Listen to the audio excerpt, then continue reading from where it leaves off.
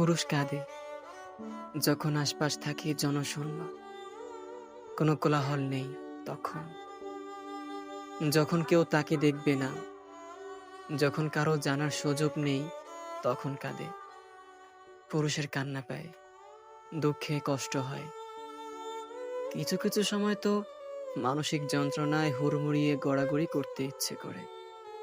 মনে হয় চিৎকার করে ভেতরে জমে থাকা সকল ক্রোধ বের করে ফেলি। কিন্তু কিন্তু পুরুষ তা পারে না।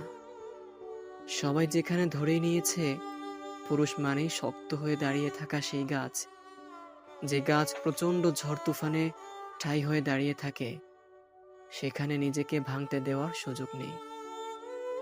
পুরুষকে কাঁদলে মানায় না, তবে পুরুষ কাঁদে নিজের মতো করে, ব্যক্তিগতভাবে, যেখানে কেউ নেই, কেউ থাকে না।